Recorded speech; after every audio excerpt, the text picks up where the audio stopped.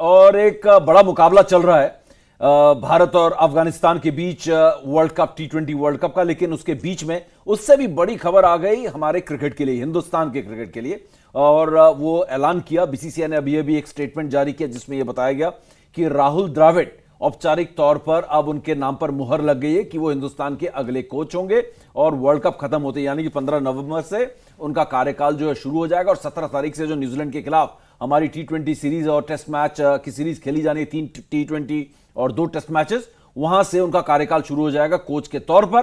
तो यह है बड़ी खबर कि राहुल द्रविड़ हिंदुस्तान के नए कोच चुन लिए गए हैं। हमारे साथ दो एक्सपर्ट्स जो किसी पहचान के मोहताज नहीं है, सिर्फ बता देता हूं कि मनिंदर सिंह और आरपी सिंह हमारे साथ हैं। और क्योंकि ये लगातार खबरें चल रही है और मैं पढ़ रहा हूं, और हमें भी पता था कि आज आरपी जो है ये बड़ा इंटरव्यू करने वाले हैं क्योंकि ये CAC के मेंबर हैं। लेकिन ये खबर चल रही है और इन्होंने आज इंटरव्यू भी किया राहुल द्रविड़ के साथ, और एक सुलक्षणा नायक जी भी थी। और ये जो रिलीज में बताया गया कि एक यूनानिमस डिसीजन था और इस इंटरव्यू में कि राहुल द्रविड़ हिंदुस्तान के कोच होंगे। तो शायद राहुल द्रविड़ का नाम एक हिंदुस्तान के लिए एक ऐसा नाम आया जिसकी बड़ी देर से इंतजार कर रहे थे। एक बहुत पॉजिटिव मूव यहां पर हम कह सकते हैं कि हिंदुस्तानी क्रिकेट के लिए, कि रवि शास्त्री के बाद, क्योंकि बड़ी बड़ी सीरीज रवि शास्त्री के अंडर हमने जीती, और उसके बाद हम सोच रहे थे कि नेक्स्ट लेवल में लेके जाने के लिए हमें कोई ऐसा नाम चाहिए जो उस लेवल का खिलाड़ी भी हो और वैसी सोच भी हो। तो मेरे ख्याल से राहुल द्रविड़, वैसा कोचिंग का एक्सपीरियंस भी हो जो एनसीए के साथ इतने साल रह के उन्होंने बनाया है। हाँ। क्योंकि एनसीए के साथ रह के काफ़ी चीज़ें उन्होंने ठीक भी की, जिसमें इंजरी इशू थे, रिकवरी इशू थे और लोड मैनेजमेंट, तो वो सारी बातें डिस्कस हुई यहाँ पे। और क्योंकि उनका नाम उन्होंने अप्लाई किया तो बाकी किसी ने अप्लाई भी नहीं किया, तो अकेले वो एप्लीकेंट थे, क्योंकि वो नाम भी ऐसा और सबको उन पर फेथ भी है। बिल्कुल। तो इस राहुल द्रविड़ को नया कोच जो बनाया गया है, जो विजन है, आप इससे पहले कि इंटरव्यू लें इस बीसीसीआई की या आपके कमेटी की, क्या सोच क्या थी कि मतलब किस तरीके से क्या देख रहे थे आप एक हिंदुस्तान के नए कोच में रवि शास्त्री के बाद? अब बिल्कुल, मतलब कोच में अगर कुछ मोटी मोटी बातें आप ध्यान देखें तो कोच का जो पुराना एक्सपीरियंस है डोमेस्टिक क्रिकेट में, जो पकड़, क्योंकि जो हमारा टैलेंट पूल है वो डोमेस्टिक क्रिकेट से रहता है, जो एनसीए इंडिया और अंडर-19 चलाया भी राहुल भाई ने बहुत देर, तो जिससे हम लोग सेलेक्टर्स में भी सोचते हैं कि ग्रुप में एक आदमी ऐसा होना चाहिए जो अंडर-19 इंडिया टीम का सेलेक्टर रहा हो। तो वैसे ही सोच के जो जूनियर क्रिकेट में पूरी पकड़ रखी हो, और ये हम लोग सोच रहे हैं, हम लोग तो काफ़ी कुछ सोचा था, बट एप्लीकेंट ही एक था तो सारी सोच, और एप्लीकेंट भी ऐसा था कि जिसके नाम पे किसी को ना ही नहीं है। बिल्कुल। आप अब CAC के सदस्य हैं, मेंबर हैं, लेकिन आप एक ऐसे खिलाड़ी का आज आपने इंटरव्यू किया जिसके अंडर आप खेले हो, राहुल द्रविड़ की कप्तानी में आप खेले हो, तो उस लिहाज से वो कैसा एक्सपीरियंस था? नहीं, अच्छा एक्सपीरियंस था मेरा, और मैं 90% क्रिकेट उनकी कप्तानी में खेला, मैक्सिमम उन्हीं कप्तानी में खेला, बढ़िया था। लेकिन आज एक एडमिनिस्ट्रेटर के तौर पे एक अलग रोल में आप थे और राहुल द्रविड़ को आज आरपी सिंह को जवाब देना था। ये एक बड़ा दिलचस्प, नहीं अच्छा था, बहुत अच्छा इंटरव्यू था। सुलक्षणा मैम भी थी, गौरव भी हम लोग के साथ थे, उसने भी अपने क्वेश्चंस पूछे, और राहुल भाई ने सबका आई थिंक वेल प्रिपेयर्ड थे पूरी तरीके से, जो एज एक इंडियन टीम के कोच को होना चाहिए, सारे बॉक्सेस टिक करके ही आए थे।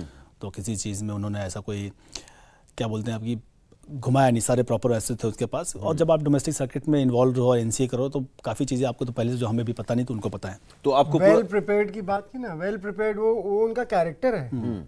जब वो क्रिकेट खेलते थे, जब मैदान पर आते थे, उससे भी पता चलता था वो कितने वेल प्रिपेयर्ड हैं। हर बॉलर के अगेंस्ट उनका एक होमवर्क होता था, उन्होंने किया होता था, जो पहले तैयार करके आए होते थे। सो ये उनका बेसिक नेचर है। लेट्स होप कि ये बेसिक नेचर जो वेल प्रिपेयर्डनेस की है, जी हाँ, ये इंडियन टीम के अंदर भी होता है। और पाजी, आपको लगता है कि बेस्ट ऑप्शन, जो सबसे बेहतरीन विकल्प था, वो हमने चुना? एक बहुत अच्छा मूव है ये बीसीसीआई का। बिल्कुल, बहुत बढ़िया मूव है। और हालांकि कोई चॉइस भी नहीं थी इनके पास। वो चॉइस इसलिए नहीं थी क्योंकि नाम जब ऐसा आ जाता है तो अपने आप सब बैकआउट कर जाते हैं। मैं थोड़ा लाइट करने के लिए बोल रहा था कि इनके पास कोई चॉइस भी नहीं थी। लेकिन I think Rahul Dravid contribute करेंगे, क्योंकि जिस तरह का उनका कैरेक्टर था, जिस तरह का उनका वर्क एथिक्स, बिल्कुल, आप जब सक्सेसफुल होते हैं ना करियर में, किसी भी करियर में, दैट मीन्स कि आपके वर्क एथिक्स जो है ना, वो इन ऑर्डर है। बिल्कुल, हर बॉक्स, जैसे आरपी बार बार कहते हैं ना, हर बॉक्स टिक रहता है उनका। क्यों?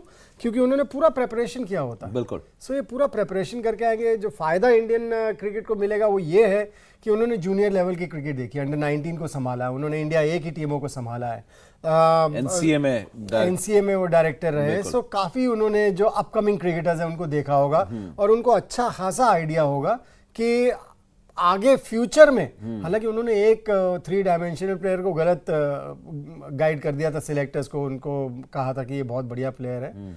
मैं विजय शंकर की बात कर रहा हूँ, जिन्हें की वर्ल्ड कप की टीम में सिलेक्ट किया गया था। लेकिन मिस जजमेंट्स होती हैं। विजय शंकर में टैलेंट था, अब वो खरे नहीं उतरे तो उसमें आप मिस जजमेंट्स भी होती है, इसमें कोई डाउट नहीं है। बिल्कुल। लेकिन all in all I think फायदा मिलना चाहिए। अगर मटेरियल है नीचे, बिल्कुल, जो कि इंडियन टीम में आके इंडियन टीम को एक अलग लेवल पे ले जा सकता है, तो फिर उसमें चूक नहीं होगी। यहाँ पर थोड़ा सा एक केवल ये कहना चाहूंगा कि सिलेक्टर्स जब भी बैठे टीम बनाने, एक बार राहुल द्रविड़ से बात जरूर करें, नहीं वो तो क्योंकि होगी। सिलेक्टर से ज्यादा उन्होंने जूनियर लेवल की क्रिकेट देखी। बिल्कुल सही कह रहे हैं आप। और आरपी, एक बात है जो मन्नी पाजी ने कही ना, हर कोई ये कह रहा था कि कोई चॉइस नहीं है, तो क्या बीसीसीआई ने, क्या आपकी कमेटी ने शायद, क्योंकि आपके पास ये ऑप्शन तो होता है कि अगर किसी ने अप्लाई नहीं किया तो फिर से हम खोलें, किसी आप बात करके कि चलो और हम एप्लीकेशंस मंगाए, तो बीसीसीआई भी, मुझे ऐसा लगता है, आप इस पर रोशनी डाल सकते हैं कि पूरी तरीके से आश्वस्त थी कि किसी और से बात करने की, अगर राहुल द्रविड़ ने अप्लाई कर दिया तो बीसीसीआई को बात करने की जरूरत क्या, उन्होंने एक प्रेस रिलीज किया कि आप कोच के लिए अप्लाई करें। राहुल द्रविड़ ने इसमें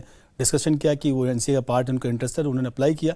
और जब आप एक लेवल स्तर के खिलाड़ी होते हैं, जो उनके बैच वाले मैक्सिमम कोच की रेस में होंगे, मुझे लगता है, तो उन्होंने आपस में बात भी की होगी। तो राहुल के नाम पे तो विद इन द बैच भी सहमति है ना कि अगर हमारे बैच में MS धोनी ने अप्लाई किया तो हम सब तो वैसे बैकफुट में जाएंगे कि MS you right, you go head, और तो वैसे कुछ हुआ होगा, इसलिए किसी ने उस पर ज़्यादा तवज्जो नहीं दिया। राहुल को सभी सहमति थी पूरे इंडियन क्रिकेट की, तो बीसीसीआई को दोबारा खोलने की जरूरत है नहीं, कोई टेंडर प्रोसेस थोड़ी ना है। बिल्कुल, मतलब बीसीसीआई भी पूरी तरीके से वो थी, आश्वस्त थी कि अब राहुल राइट मैन है, तो हमें राइट मैन मिल चुका है ऑलरेडी। अगर 4-5 और भी होते तो भी शायद राहुल द्रविड़ ही पिक होते उसमें से। तो ये एक पॉजिटिव भी था और एक सरदर्दी भी कहीं ना कहीं आप लोगों के लिए नहीं थी कि चलो राहुल द्रविड़ आ गया। लेकिन नेक्स्ट लेवल की अगर हम बात करें तो राहुल द्रविड़ क्या नेक्स्ट लेवल में लेके जाने की आप सोच रहे हो? क्या आप लोगों का ऐसा है, आप सोचते हो कि नेक्स्ट लेवल? नेक्स्ट लेवल तो एक ही होता है समीप के, नेक्स्ट लेवल क्या है कि आप ऐसा कोच सेलेक्ट करें जो एक प्रोसेस बिल्ड करके टीम बिल्ड करो और वर्ल्ड कप जीतें, यही लेवल है। बिल्कुल, नेक्स्ट और फाइनल लेवल कि हम जो वर्ल्ड कप खेलें उसमें जीतें।